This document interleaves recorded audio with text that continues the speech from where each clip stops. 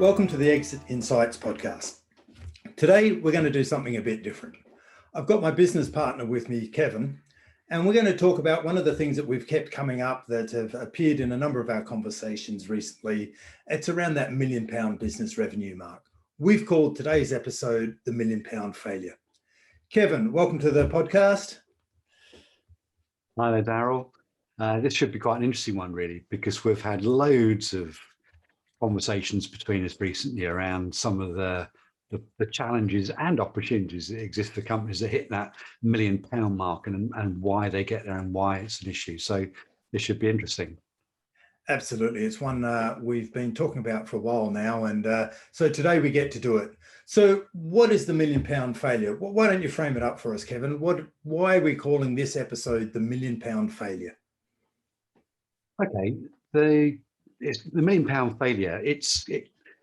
Our conversations have got us to this point when we've been observing for many, many years businesses that get to around about £1 million revenue, and then they can't grow from that point, or really struggle to break through into the second million and grow from there. And why is it £1 million? Why is that level? Well, loosely, a good kind of benchmark for business in general is that one employee is around about £100,000 revenue. So the £1 million company is about 10 people. So that's our kind of straight line is 10 people, £1 million. And why is it a problem to get to 11, 12, 13, 14, 15 people? And why is it so difficult to grow the revenue above that £1 million mark? Exactly. And so my understanding is that it's a ballpark, it's a benchmark, isn't it? You know, it's about £1 million, it's about 10 people. And from what I've seen in consulting and coaching with businesses for a number of years is that, well, firstly, I'm going to throw it out there. All entrepreneurs are control freaks. So, you know, they've started the business, it's their baby, they like to touch everything, they've grown it from scratch, and, you know, nothing happens without their say-so and their magic touch. And they're often the best person in the business, or they believe they're the best person in the business for sales or the technical side of whatever their product is. So when they get to about £1 million, what I've seen happen a lot is that, you know, from a leadership perspective, you know, their span of control is that they can directly lead or manage or know what's going on with 7 to 12 people is my ballpark estimate.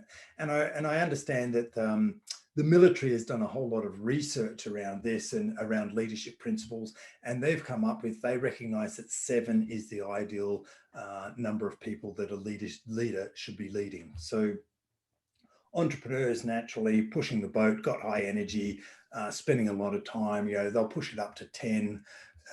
They can control everything that's going on. They know everything that's going on. Feedback, conversations keep coming back to them, and they can stay in control of that. They try and keep growing the way they've always been doing things. They'll get to 12, 14, 15 people. Then at some point they lose control. And so then they dial it back to what they could manage without, you know, any structures in place or any new structures. So my premise is that, you know, getting up to 10 people, you don't need any management structure. You can control everything what's going on yourself, and you can touch everything, and you're feeling in control of your business. Get beyond that, you lose control. So, and without changing your structure, without introducing a management layer in your structure, you're never going to get any further than that. So that's what I've seen. So in summary, for me, business owners need to learn, how do I create a structure that will enable me to delegate and maintain control? So that's my big premise, Kevin. Yeah, that's a good start point. And in my sort of thinking before we started talking today was that in small companies, everyone does everything. You know, if you're a one-man band, clearly you literally do everything. And at the other extreme, if you're a big company, a GlaxoSmithKline or whatever, you have departments, you have divisions, you have countries, and you have this huge structure. And so what's the difference in the small and the big companies, and how do you make this kind of transition? And that growth step between those things is what we talk about as functionality, which we'll probably come back to later. But it's a fun thing to do, and I recommend everyone keeps their eyes open for these £1 million businesses, the 10 people businesses, and take a view as to whether that's a well-structured, effective business, or whether it's a managing director with 10 assistants. And a thing I learned years ago is I can remember someone putting forward a case to employ an assistant. And so there's one person, they said, I've got so much to do, I need an assistant. And it got rejected, that proposal, very simply, because if you have one person working for one person, you don't get a 2 headcount staff level, you get about a 1.5. And if you're consistently employing people and they're an extension of yourself and you can do better and they're your assistants, the inefficiency is enormous. The profitability is so low because you don't trust people. You're looking over their shoulders, you have to double check everything, approve things and so on. And it can't grow. So an MD with 10 assistants, no good at all. And how do you get through that? I mean, I many years ago, my first ever full-time job was in an architecture with an architect practice called Broadbent, Hastings, Reed and Todd. They were the 4 partners, and they were wonderful people. And I was the most junior person when I started there, but they employed around about 40 people, but they actually had this sort of £1 million failure structure to it. It was 4 partners that had 10 assistants each, which is quite interesting, really. It's so you can get this kind of clustering of 10 people that's not going to grow within other structures. So how would that architect practice grow? It would get another partner in and create another pod of 10 people effectively, which kind of works. And the type of businesses we're dealing with, there needs to be something much more effective to break through that £1 million barrier and to not fail. It's an interesting point, isn't it? Because they're a partner or an owner with 10 assistants. They're effectively still self-employed. Yeah, it's a self-employed business, because as soon as you extract that owner from the business, there's nothing left. There's nothing to sell, because the assistants are typically out there. They're helping the business owner. They're in roles where they're doing what they're asked to do. The owner has typically employed someone who's less qualified than themselves, because they want to get the cheapest salary, which means they constantly need monitoring and being told what to do and checking in and on the work that's being done. So it's a self-employed business which really has limited value beyond the basic revenue and any ongoing revenue that's generated by the business. So there's a first limitation. So I think go on. What's that expression? If you're the cleverest person in the room, you're probably in the wrong room. And it reminds me of again a business I had some personal experience with at the front end of my career, where a marketing person was employed, and they set about employing the best marketing person they could, and what a great marketing person it was. But they didn't let that marketing person be the best marketing person that they could be. They sat there and continued to get involved and try and do the marketing themselves. Why employ that expert in that specific function and not let them get on with it? It's that's typically one of those steps where things go wrong. You start to employ a sales manager. Well, why are you going to carry on trying to get involved in managing the sales yourself? You employ that person because they're really good at it. They've got experience, they're professional, they're trained, they know what to do. Let them be that person.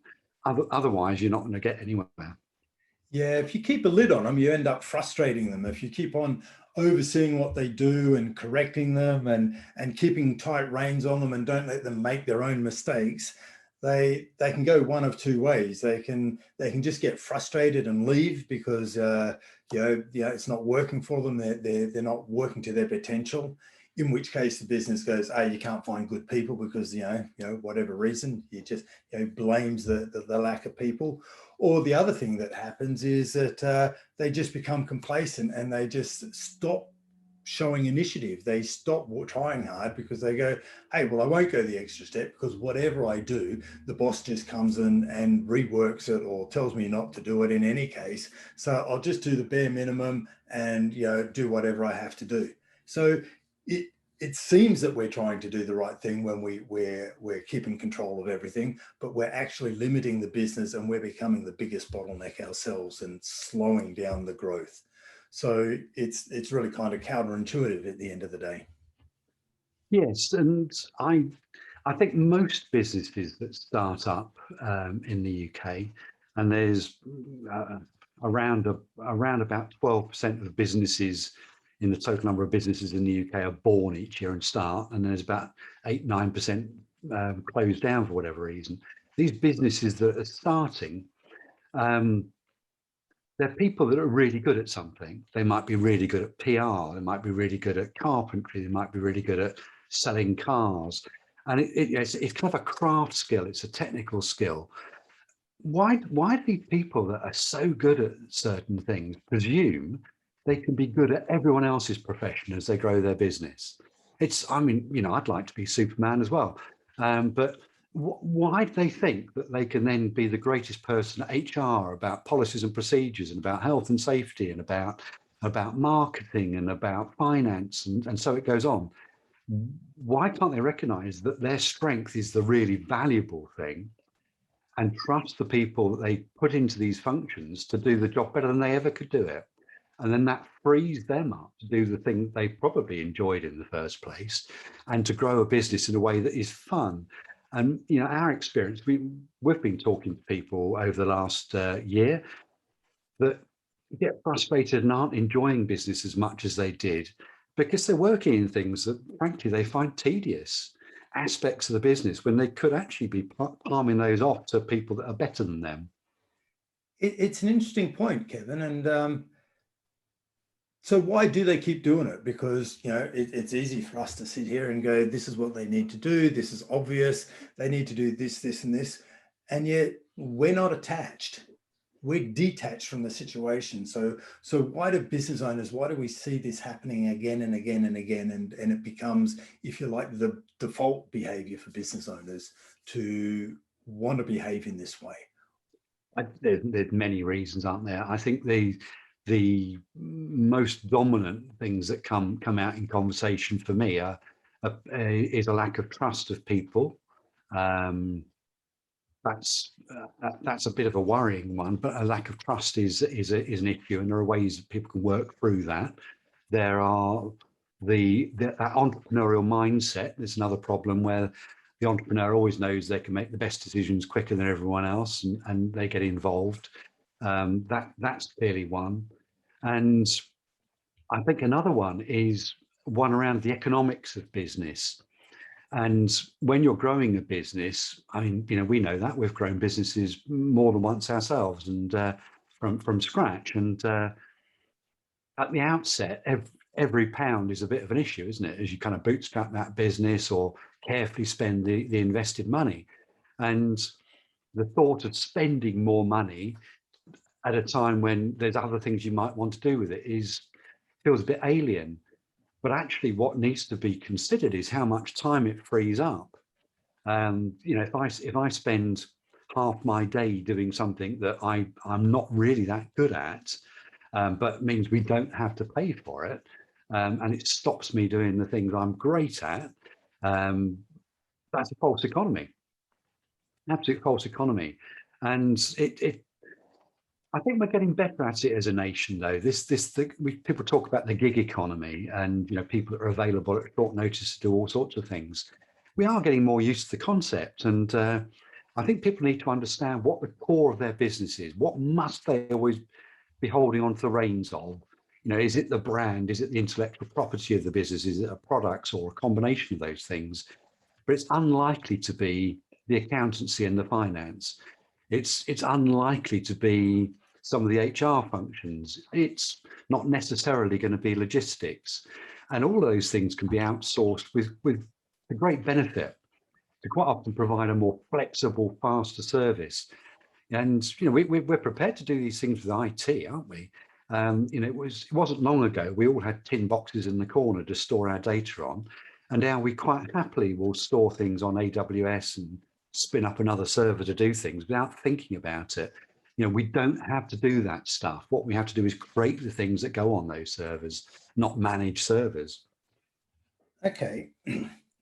So we're sitting here on our soapbox having a bit of a rant around why do business owners get stuck at £1 million, and we're calling it we're being a bit mean, I guess, calling them £1 million failures, because in every other respect, you get a business up to £1 million, you're quite a success, really. So what can we share with business owners out there who are listening to this and going, okay, it's Daryl and Kevin, great, you've told us the problem. How do we fix it? What do we have to do to get our business past? How do we get that structure in place? How do we, I mentioned earlier about having, to be a structure where I can delegate and maintain control. What else do they have to do to get their business past that growth hurdle of 10 people and create a management team?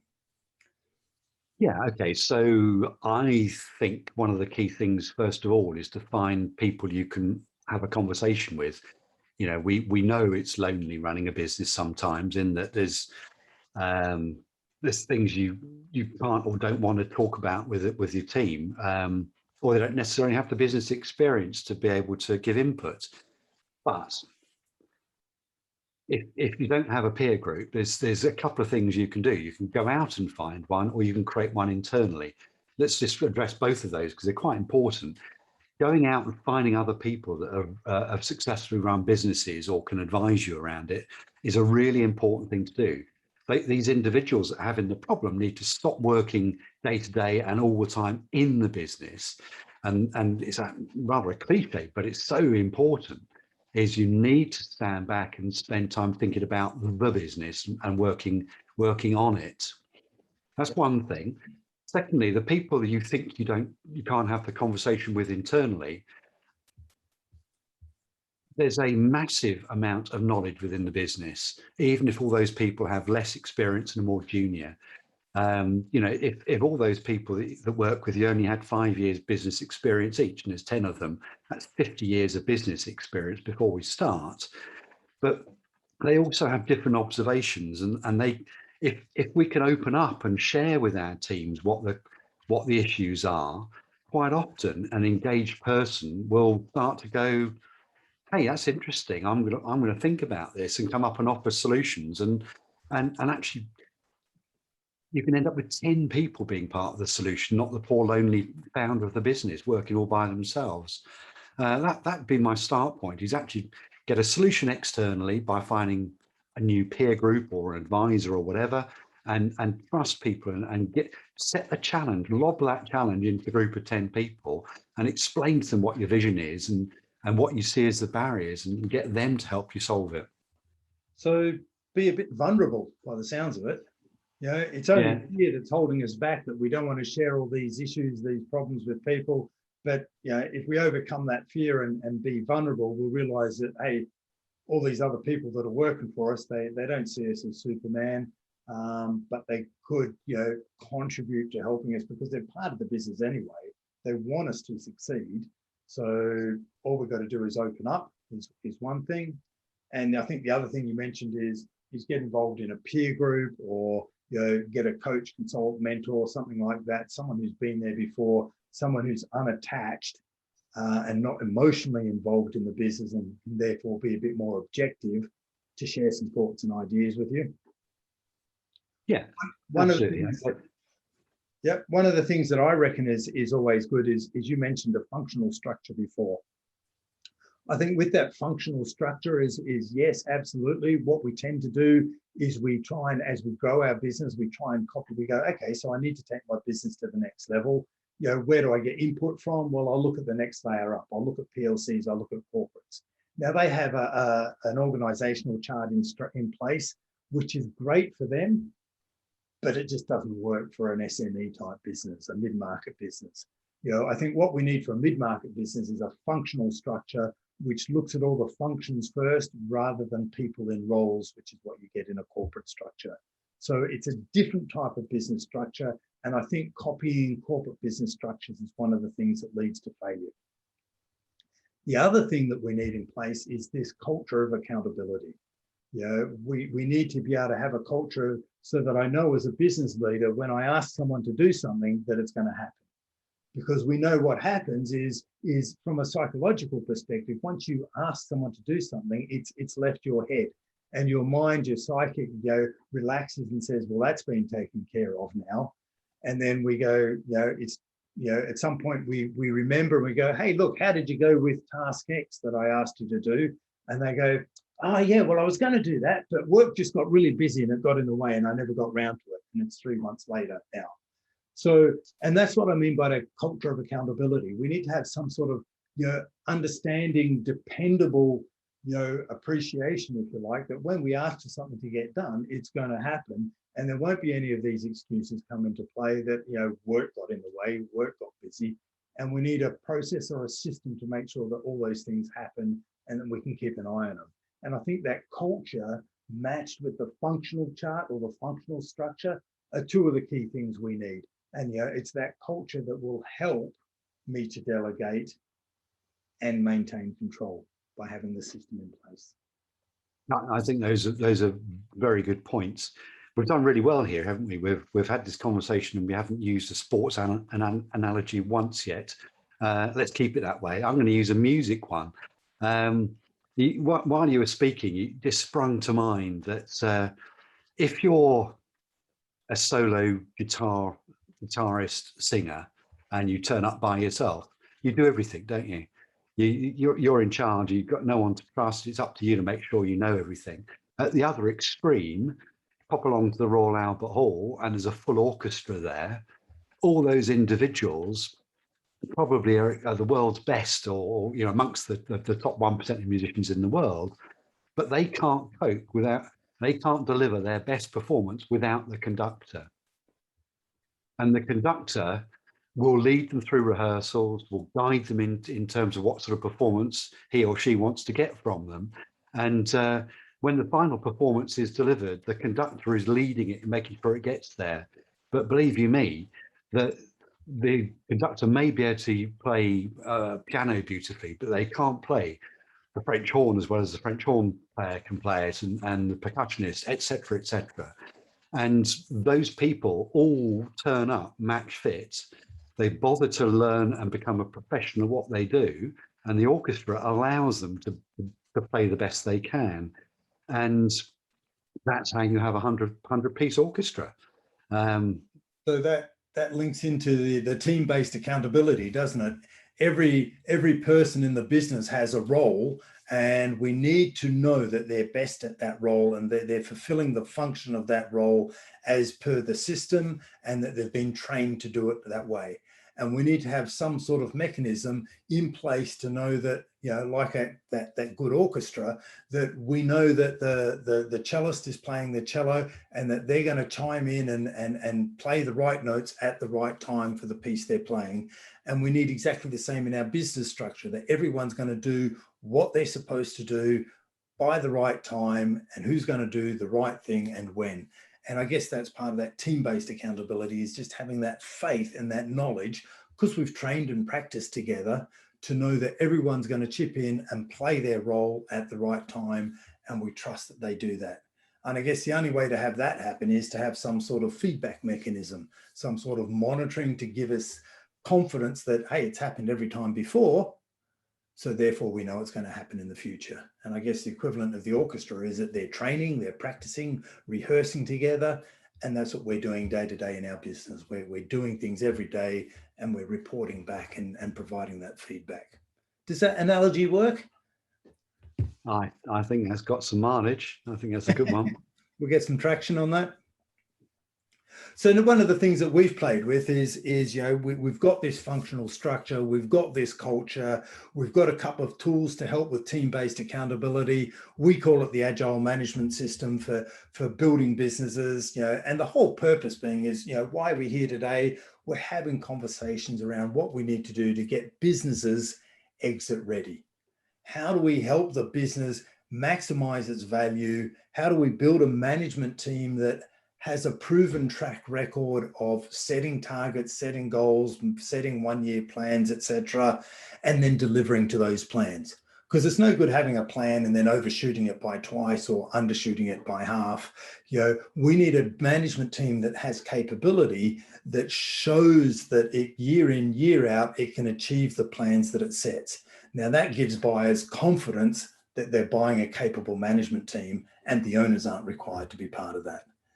That's when we add value to the business, and that's when we've got a scalable business that will grow and run profitably without the owners being in there on a day-to-day basis. The owners don't have to be out of the business altogether. They can be focusing on working on the business, as you were mentioning, Kevin, but we need to demonstrate that they don't need to be part of the day-to-day operations if you really want to maximize value. And that's what we're here all about, after all, so that business owners can get the most of their life's work and exit on their terms. What a wonderful summary. It is, yeah, that just sort of rolled off nicely, didn't it? So any final thoughts from you before we wrap up today's rant? We can have a series of rants. That's a good idea.